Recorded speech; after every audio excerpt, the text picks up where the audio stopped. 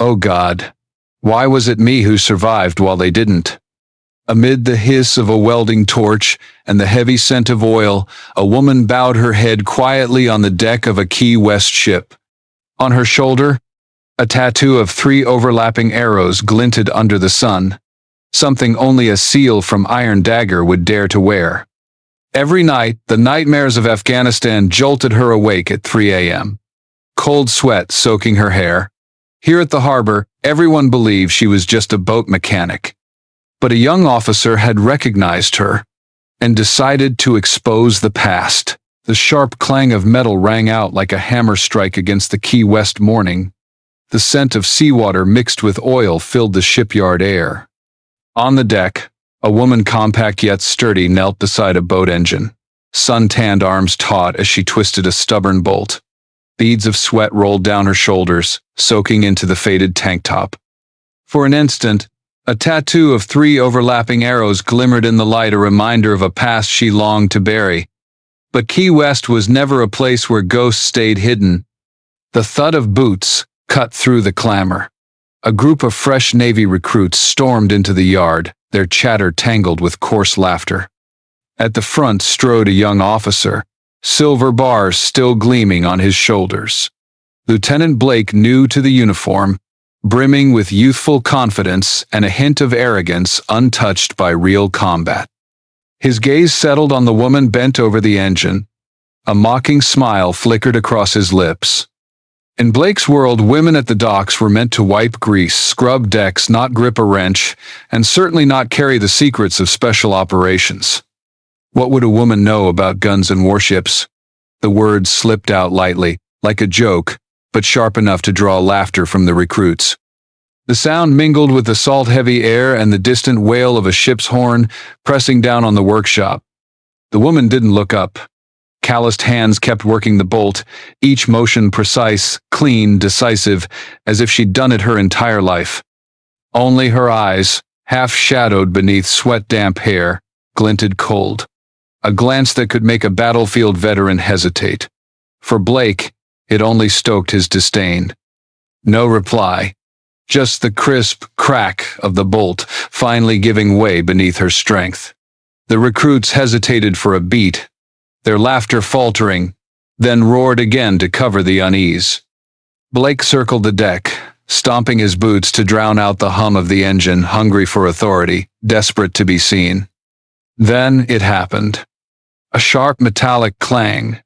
A utility knife slid off the bench, skittering toward the steel floor. Every heart skipped as the blade spun. Before it could land, the woman's hand snapped out swift, flawless, exact, not a casual catch.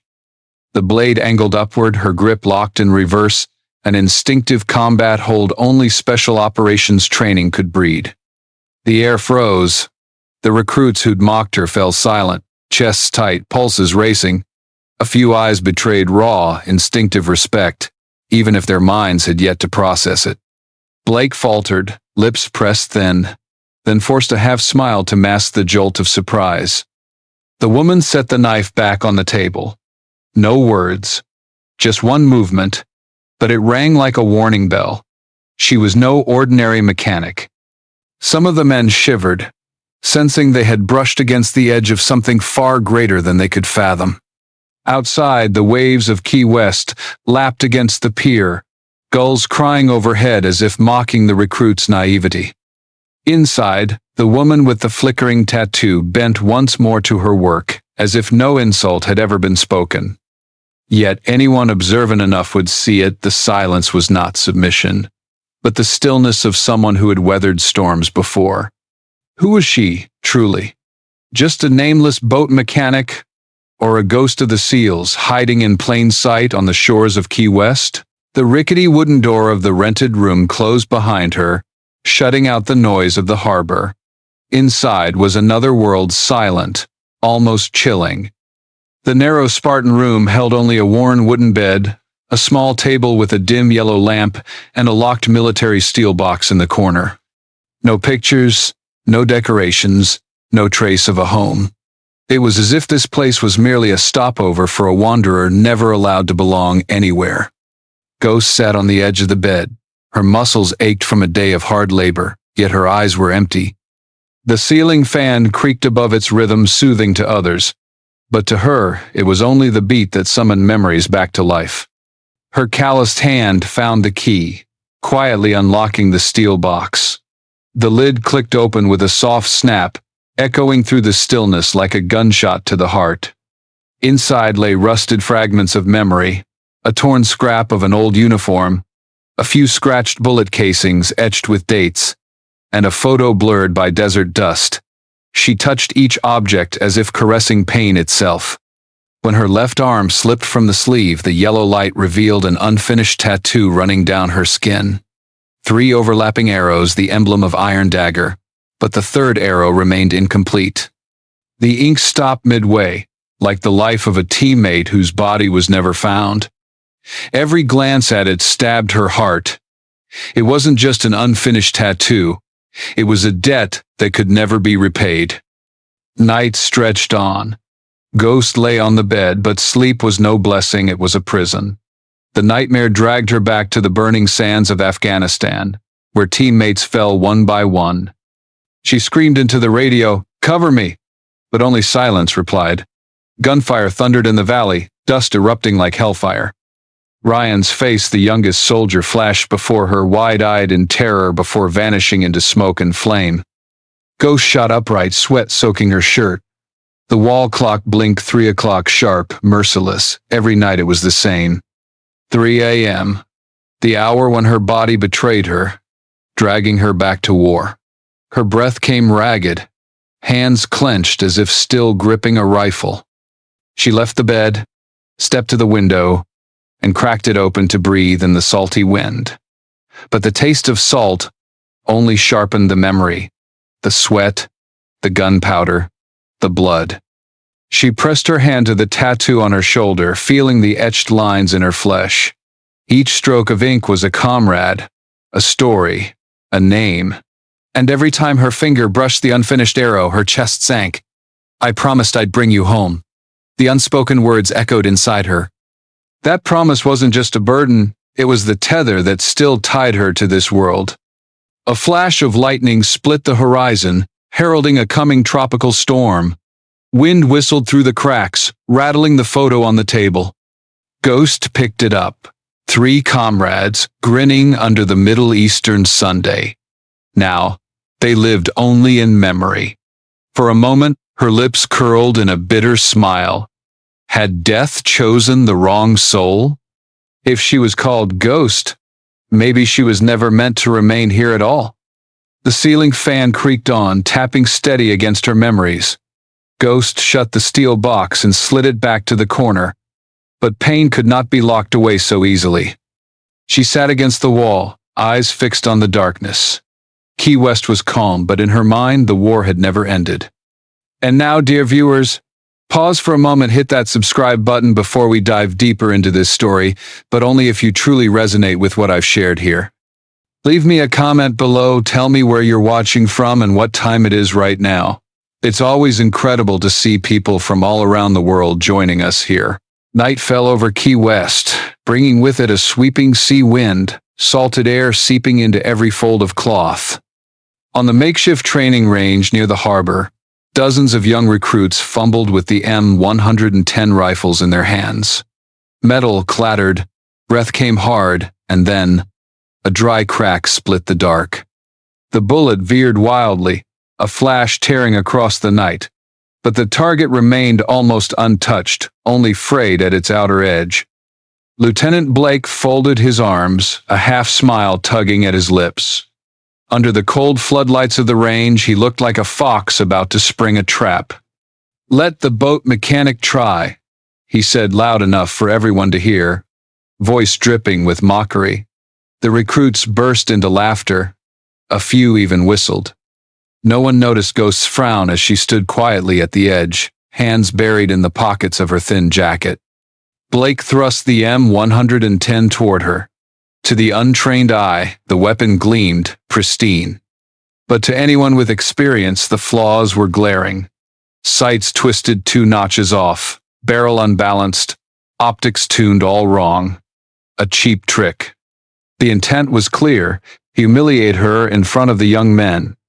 Ghost accepted without a word. She laid the rifle on the bench, inhaled deeply. The sea wind whipped her face, carrying the pulse of the waves. Her hands moved instinctively. Sights misaligned. Scope lowered half a degree. Gas spring dry of oil.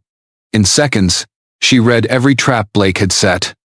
The recruits held their breath. Some eyes gleamed, hungry for a spectacle. But Ghost only let out a dry, almost amused smile. If they knew she had adjusted rifles in Kandahar under 40-degree desert heat, perhaps they wouldn't dare bait her with such a petty game. She dropped prone. Her body settled into the earth, each movement fluid as water. One hand adjusted the optics, the other smoothed along the barrel, then paused. Ears tuned to the wind's whistle, eyes fixed on the flag swaying atop the pole, breath measured with the rhythm of the tide. The world shrank to a single point, the target, 800 meters away, faint under the moonlight. Her finger tightened. Crack. The shot rang out, the bullet slicing the night. For that instant, time stopped. No laughter, no whisper, only silence stretched taut by the gaze of every watching eye. Then came the sound. Thumped the round buried dead center, precise to the millimeter. The range froze. The sea wind still howled, but every trace of mockery was gone. The recruits gawked, some craning their necks, unable to believe. Blake stiffened, face flushing crimson to his ears. Ghost lifted the rifle from her shoulder and set it down gently. She rose, brushed dust from her jacket, as if finishing an ordinary task. No theatrics, no need for recognition. Her very silence radiated the certainty of someone long accustomed to letting results speak louder than words. From the shadows, a whisper slipped out. Ghost. The nickname drifted through the range like a cold wind. No one knew who said it first, but once it was spoken, everyone understood. This was no simple mechanic. This was the phantom of a unit erased from record. Blake's fist clenched, jaw grinding tight.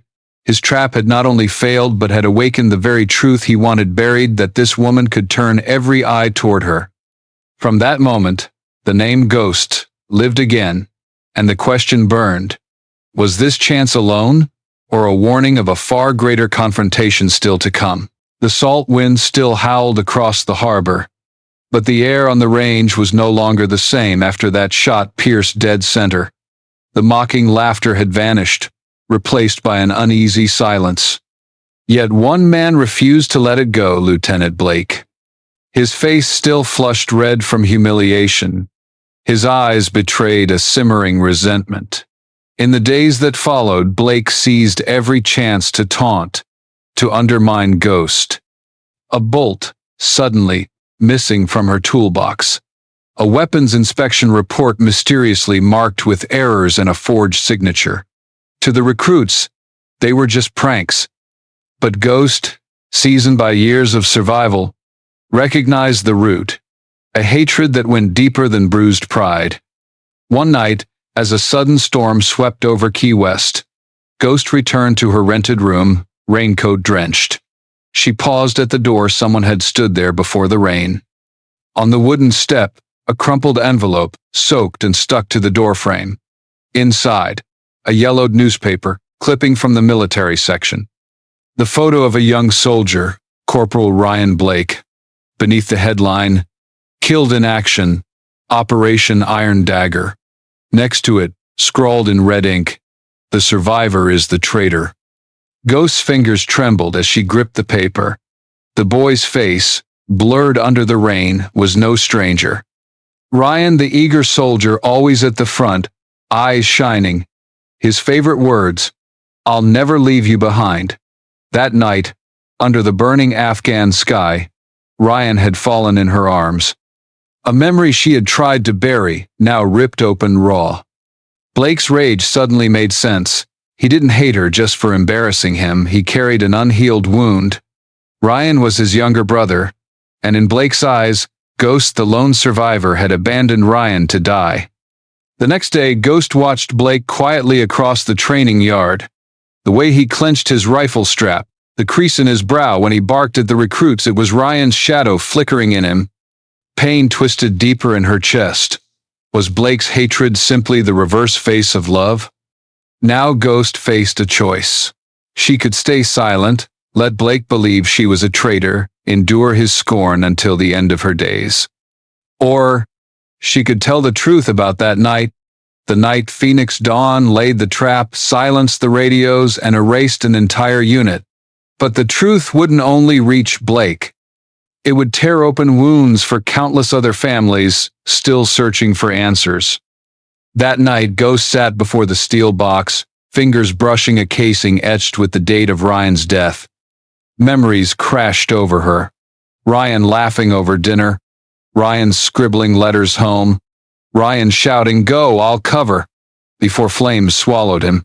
Her heart seized. Silence meant keeping the shadows intact, but silence also meant letting others rewrite Ryan's story into a lie. Her gaze fell on the unfinished tattoo along her left arm, the final arrow never completed. Not just ink, but proof she had never let go. A tear slipped down, smearing into the line of ink. Perhaps it was time to break the silence. But would Blake, a brother drowning in grief and rage, accept the truth?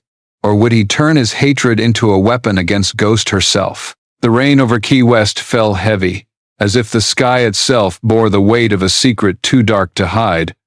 In the empty pool shed by the harbor, a flickering yellow light cut across the faces of two people bound by the same name, Ryan Blake.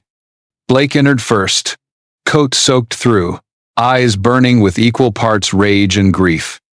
In his hand, the crumpled newspaper still bore streaks of red ink like blood. The survivor is the traitor.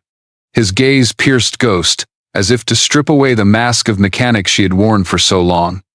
With nowhere left to retreat, Ghost stood tall, shoulders dripping rain, her face calm to the point of chilling. Her voice broke the silence, steady yet laden with years of buried weight. Ryan was never abandoned. The room hushed. Only the drum of rain on the tin roof filled the void. Blake narrowed his eyes, fists clenching, as though each word stabbed straight into his chest. Ghost swallowed hard, then continued. The whole team was betrayed.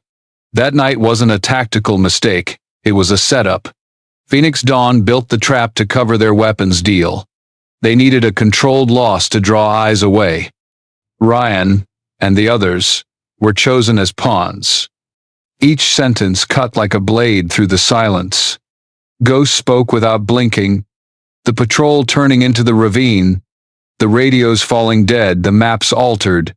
Then the sky erupted. Grenades, rockets, machine gun fire raining down, the unit shattered. Ryan had shouted, yanked the pin, thrown himself forward to shield the team. And then, searing red light. Ghost was hurled into a sand pit by the blast. That instant spared her life and stole everyone else's. Blake shook his head, his face contorted with fury. "No, you're making excuses," he nearly roared. But the shimmer in his eyes betrayed the truth. Shock, grief, the pain of a family portrait shattered into something darker. Ghost didn't argue.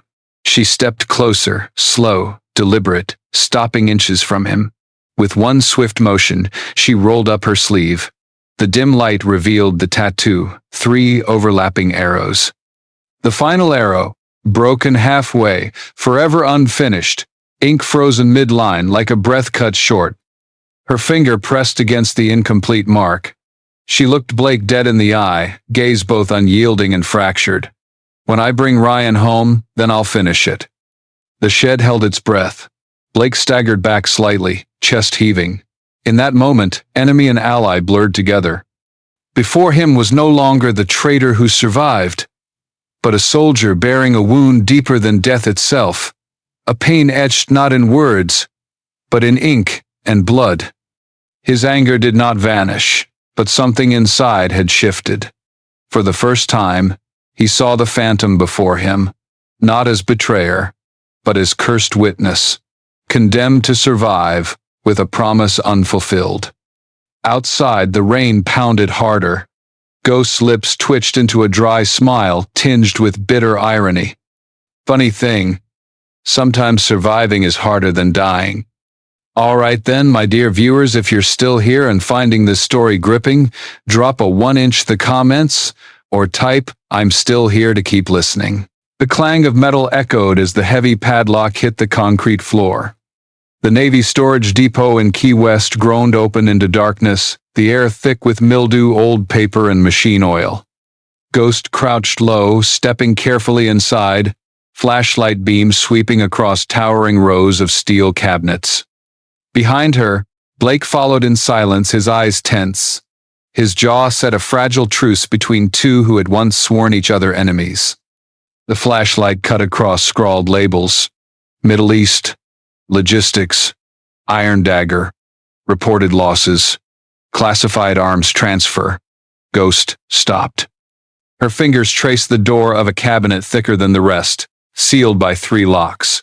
For someone who had cracked open weapons caches in war zones, it took only a few deft moves before the metal yielded.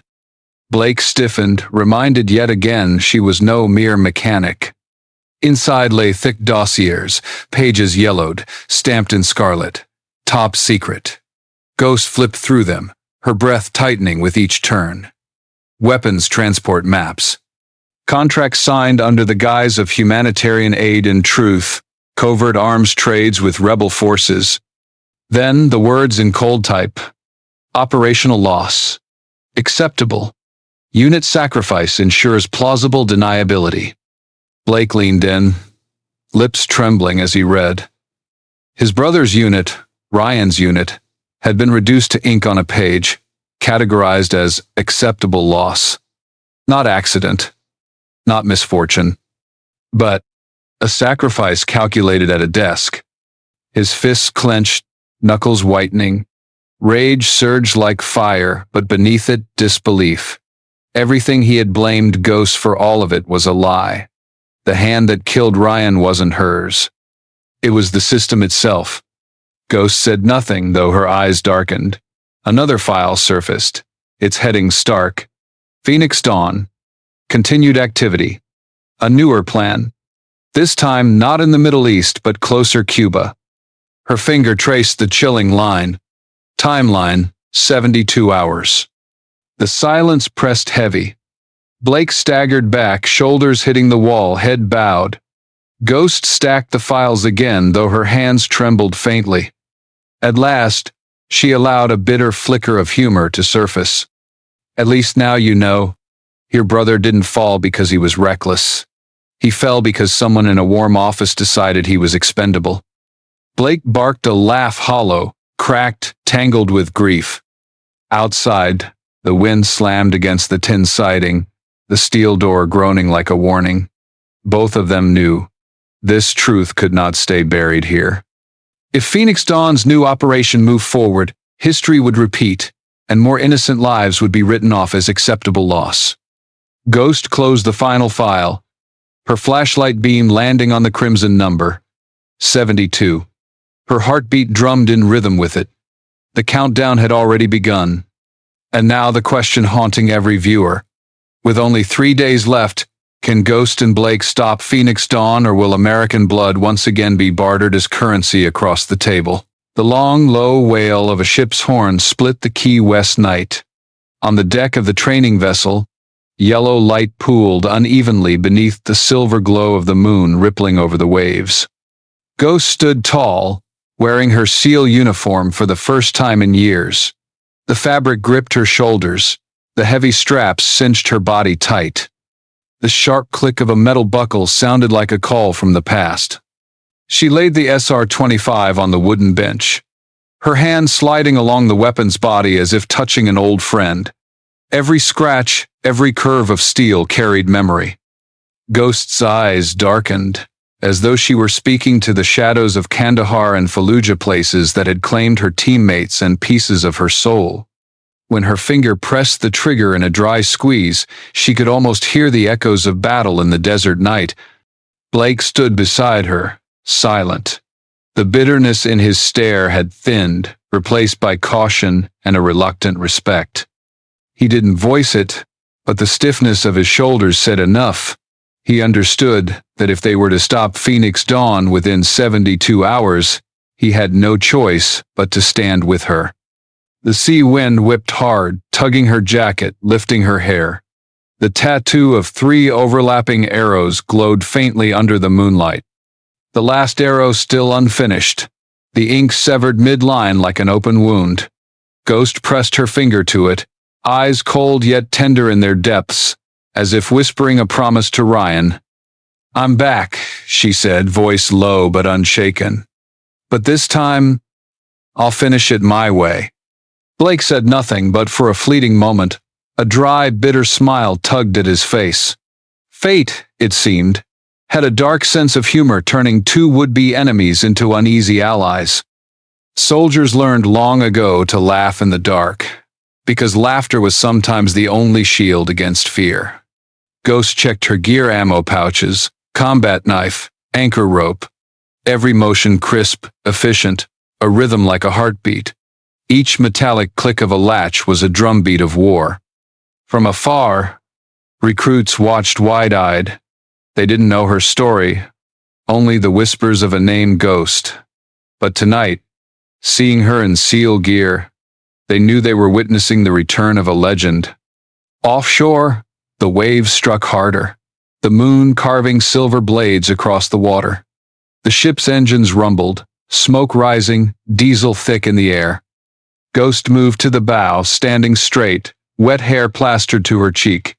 Behind her, Blake followed, rifle slung over his shoulder. 2 silhouettes side by side, man and woman, both scarred by loss, both carrying the same enemy in their sights. The ship eased from the dock, sliding into the vast dark.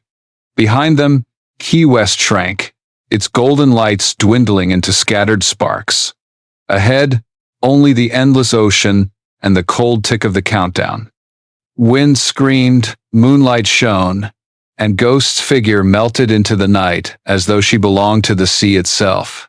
Each step forward pulled her deeper into destiny. The question pressed against every heart. Would she find the body of the fallen to finish her tattoo, or would this mission turn her into yet another broken arrow in Phoenix Dawn's game? The ship disappeared into the night, leaving only the moon's reflection trembling on the water. Ghost's presence seemed to dissolve into the waves, a restless spirit yet to find peace. Her unfinished arrow remained like an unclosed wound, a promise unfulfilled. Her story reminds us, survival is not always victory. Sometimes it is the heaviest burden a wound only endurance can carry. Yet from that pain, strength is born. The will to rise again, to defend what is right, and to keep a vow to those who are gone. In the darkness, loyalty and courage shine the brightest. If this story touched you, share it with your friends and family across America. Leave a comment. What do you think will happen to Ghost and Blake in the next chapter? Can they stop Phoenix Dawn before it's too late? We want to hear your thoughts. And don't forget to subscribe and like, so you won't miss part 2, where secrets will unravel, and where Ghost must face her ultimate choice between life and death. Will you follow?